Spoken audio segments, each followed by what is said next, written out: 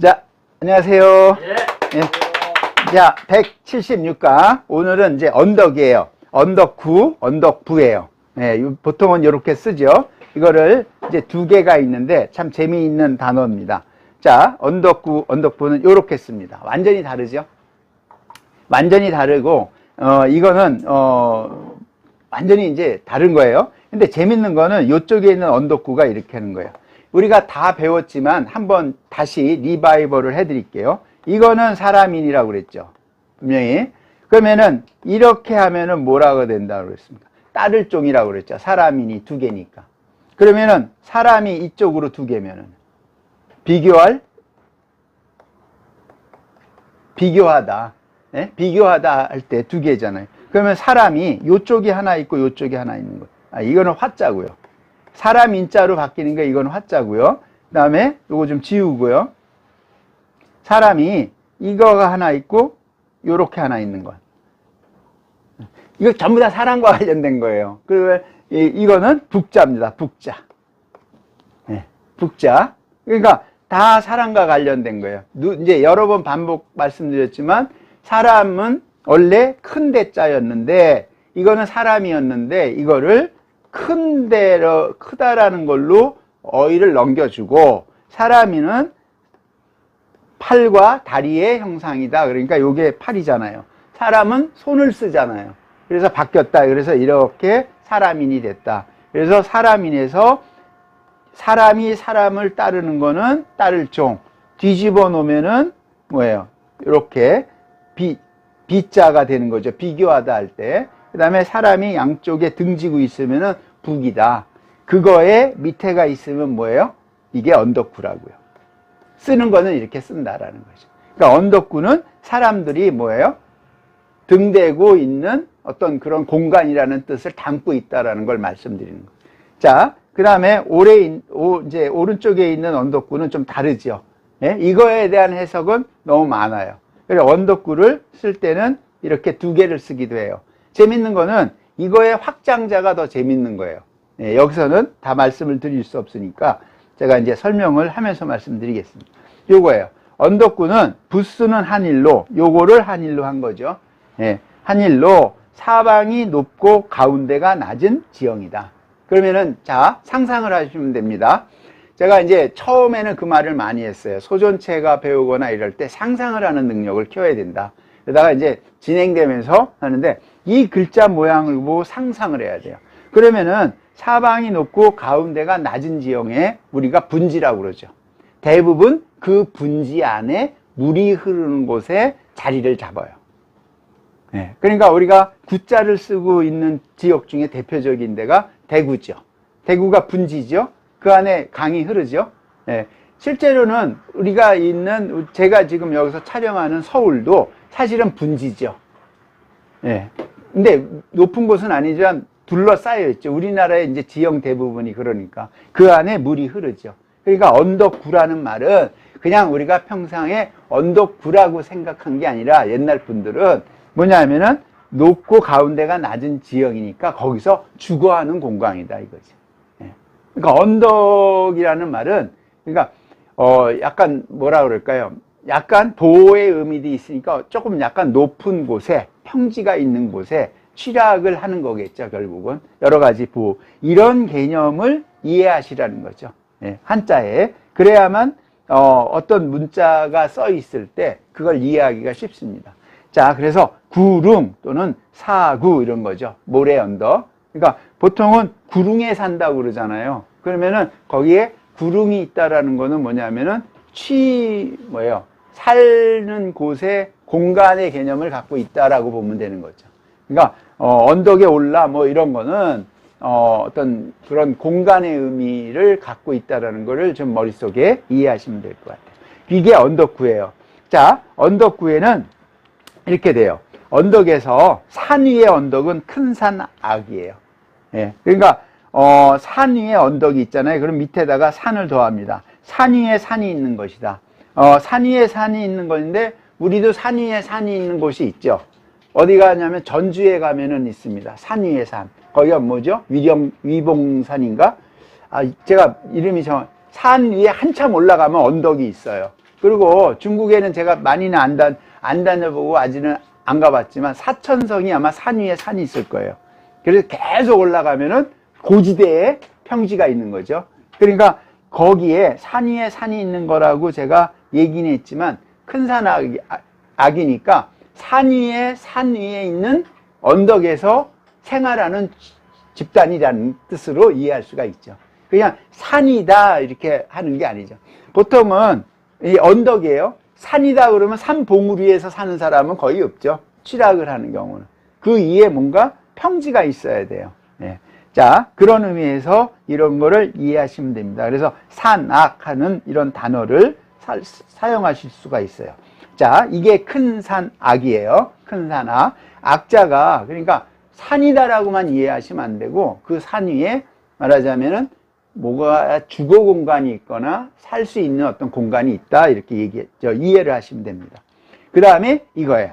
언덕부. 이거는 큰 언덕부예요. 그래서 요렇게도 쓰기도 하지만 어떻게 씁니까? 요렇게도 씁니다. 두 자로. 예, 그래서 큰 언덕이며 산에 돌이 없는 때 이렇게 쓰는 겁니다. 그거를 산무석이야. 대륙을 뜻하는 겁니다. 이렇게 대륙. 예? 그냥 산이 아니라 언덕부가 들어간 거는 큰 언덕부가 들어가는 거는 말하자면 대륙을 뜻하는 거예요. 자, 이 글자에 이제 책에는 아마 없죠. 이 글자에서 이제 나오는 거 있습니다. 제가 착각을 해서 그런데 이 대륙이라는 거를 이해를 하셔야 돼요. 이해를 하셔야만 거기에 이제 돌이 없어요. 이해하셔야만 다음 글자가 이해하기가 쉬워요. 다음 글자가 이겁니다. 장수수. 우리가 장수수를 쓸 때 이렇게 쓰죠. 수건건을 더해요. 그러면 여기다 수건이에요. 그러면 큰 대륙에 수건이 있어요. 그러면 허리에 차는 거예요. 장수수가. 그러면 허리에 차는데 뭐냐면 수건건 할 때 제가 말씀드렸지만 수건건은 우리가 생각하는 지금 세상에 지금 사용하는 수건으로 하는 게 아니라 어떤 권위가 있는 수건이라고 그랬죠. 그래서 상제할 때 제자를 보면 수건건이 들어갑니다. 예? 그 다음에 부부할 때 우리가 부부 유별할 때 지엄이 부할 때 이렇게 쓰죠. 그러면 여자가 손으로 이거 잘못 해석하면 여성이 손으로 청소만 한다 이렇게 되거든요. 그게 아니라 수건을 사용하면 좀 좋은 의미, 여기 이제 수건건이 들어가잖아요.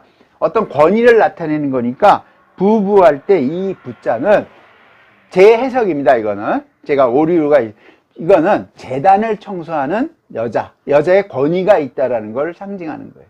네, 그렇게 이해하셔야만 이 글자가 맥이 맞아요. 그래서 이 언덕이면은 우리가 사단할 때 이 글자를 쓰죠.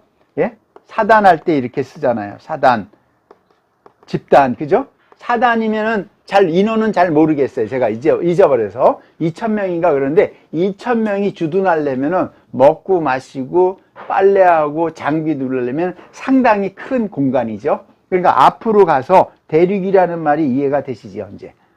예? 그러니까 그냥 쓴 게 아니죠, 글자를. 그러니까 대륙이라는 의미를 넣어서 권위를 상징하는 수건건을 넣는 거니까 원수, 장수, 그다음에 통수권 할 때 이런 걸 쓰죠. 이게 통수권 많이 요즘 문제도 되죠. 누가 가졌냐고. 그런데 우리가 이런 글자를 쓸 때 숫자가 들어간다는 것을 제가 말씀드리는 거예요. 그러니까 이 글자가 원수를 어떻게 쓰지, 장수를 어떻게 쓰지도 중요하지만 그 의미에는 뭐예요? 권위와 힘을 가진 걸로 이해하셔야 됩니다. 그래서 이 수건건이 들어간다는 거를 제가 말씀드리는 거예요. 그래서 언덕부는 또 왼쪽이면은 나라방자가 되고요. 오른쪽이면은 오른쪽 왼쪽에 붙는 거에 따라서 다르거든요. 그래서 그거는 좀 더 이제 이렇게 한자 공부를 하시면서 찾아보시면 돼요. 언덕부가 왼쪽 오른쪽에 들어가는 거에 따라서 다릅니다. 그러니까 여기서 다 설명을 드리면 시간 관계상 저거 아닌 거니까 직접 찾아보시기 바랍니다. 그리고 다음 글자가 있어서 그래요. 자, 관청관할 때는 진면을 넣어요. 진면을 뭐니까 사군야잖아요. 임금을 위하여 일하는 관리이다. 지금은 민주주의 사회에 그러지만 고대에는 누군가가 집권자가 있잖아요. 그분한테 봉사하는 거잖아요. 그리고 그 봉사하는데 그분들은 권력을 갖잖아요.